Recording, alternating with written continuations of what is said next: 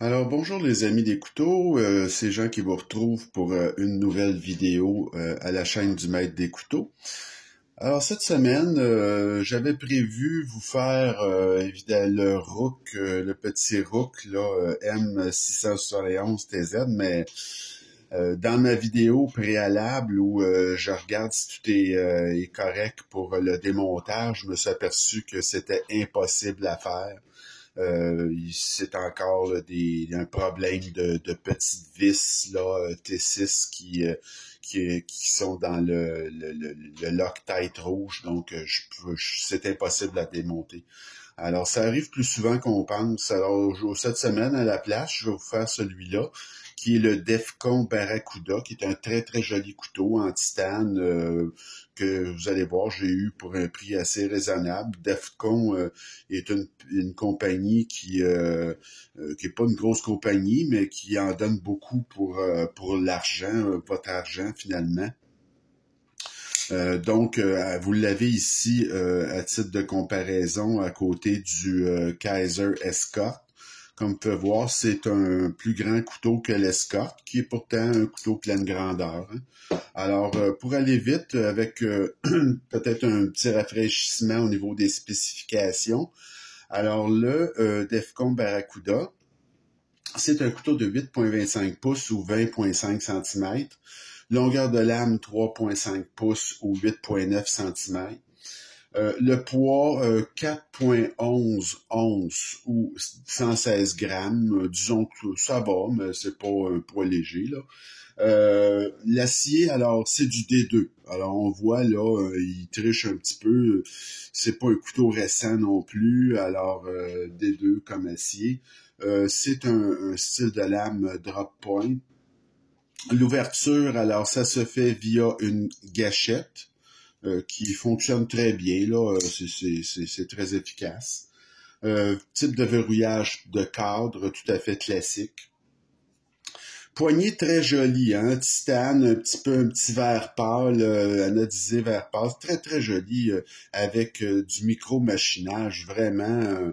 Là, ils n'ont pas coupé là, sur les matériaux de poignée. L'action est à bille, l'épaisseur de lame 0,12 pouces ou 3 mm et la lame, elle est légèrement couronnée, très agréable. Vous avez l'épaisseur de manche 0,45 pouces ou 11 mm. Une fois fermé, ce couteau-là va faire 1,26 pouces ou 32 mm. Et le clip, qui est un peu bizarre entre vous et moi, là, c'est un très long clip en titane qui n'est pas réversible et ce n'est pas un clip de port profond. Pas du tout. Alors, il y a une grosse partie là, qui dépasse du couteau avec cet affreux là, trou de lanière qui sert absolument à rien.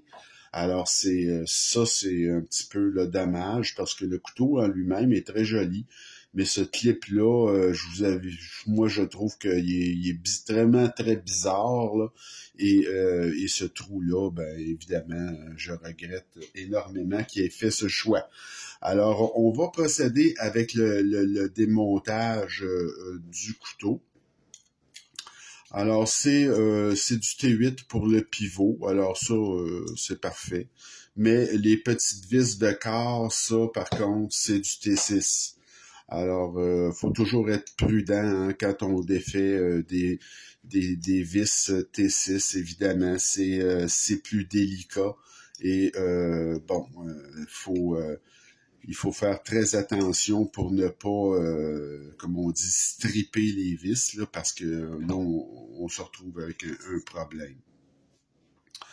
Alors, ça se fait quand même bien avec le Defcon, franchement. C'est un couteau qui se démonte bien et qui, quand on le voit une fois démonté, vous pouvez voir qu'il n'y a pas de machinage. Alors, on n'est pas dans une compagnie ici de grand raffinement. Hein. Defcon, ils ont des bons couteaux, ça fonctionne bien. Le titane pour le manche, tout ça, puis ils vous font ça là, à un prix, je l'ai pas mentionné, mais j'ai payé ce couteau-là 125 $. Donc, c'est un couteau pleine grandeur en titane. Écoutez, je trouve que c'est quand même très, très bien. Vous pouvez voir que vous avez aussi la petite rondelle d'acier là pour protéger le titane. le cran d'arrêt ici. Au niveau de la lame, ben, on voit que c'est bien fait. Là, vous avez un roulement à billes de belle qualité. Le pivot, c'est un pivot qui possède une face plate. Donc moi, qu'elle soit orientée n'importe comment, pourvu qu'il y ait une face plate, ça me va. Alors, c'est un couteau qui est relativement bien construit. Là où ils ont sauvé, ben c'est pas compliqué. C'est l'acier des deux de la lame. C'est pas tout le monde qui va aimer l'acier des deux, évidemment, parce que c'est pas c'est un acier qui est très dur, que vous allez aiguiser très, très rarement. Ça, c'est très bon. Mais c'est un acier où il faut être prudent. C'est pas un acier là, des deux qui résiste à la corrosion. Alors, si vous entendez vous servir de ce couteau-là, par exemple, à la pêche ou des choses comme ça, ben c'est probablement pas votre meilleur choix, là. En milieu humide, là, disons que c'est mieux d'éviter le D2, là. C'est pas l'acier idéal, loin de là.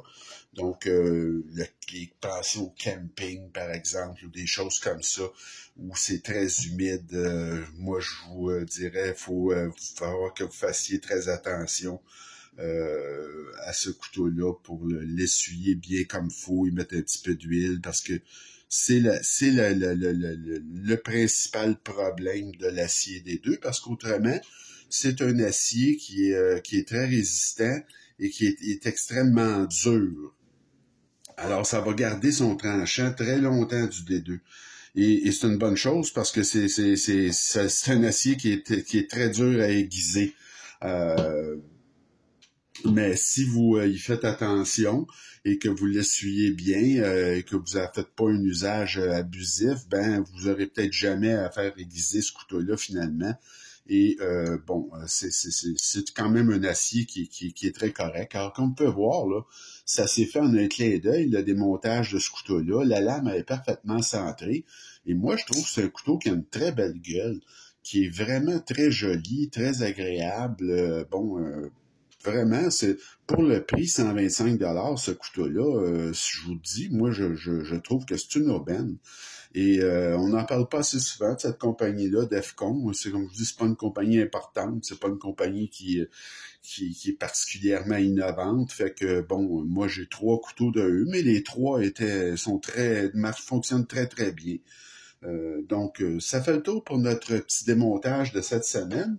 La semaine prochaine, je vous fais le petit pingouin en titane et je voulais aussi faire, par la même occasion, faire un 2 dans 1, alors avoir le modèle entrée de gamme et celui-là. Et je me suis aperçu, encore une fois, le modèle entrée de gamme n'est pas démontable, malheureusement. Les petites vis sont prises dans le Loctite rouge et c'est impossible. Alors, je vais vous faire seulement celui-là. Et bientôt, je vais ouvrir une nouvelle playlist là et on va s'orienter vers des vidéos un petit peu différentes qui vont vous proposer mes meilleurs par marque, mettons, mes meilleurs CVV avec une échelle d'évaluation, mes meilleurs Kaiser, etc. Et on va faire également des duels entre 2 ou 3 couteaux là, qui se ressemblent, là, de la même catégorie, lequel est le meilleur. Encore une fois, il me reste à décider au niveau là, de la grille d'évaluation comment ça va fonctionner, mais c'est ce qui s'en vient sur la chaîne. Alors, je vous remercie. J'espère que ça vous a plu, cette petite vidéo de démontage très facile. Là, et on se retrouve très bientôt. Passez une bonne fin de journée. Salut, à la prochaine.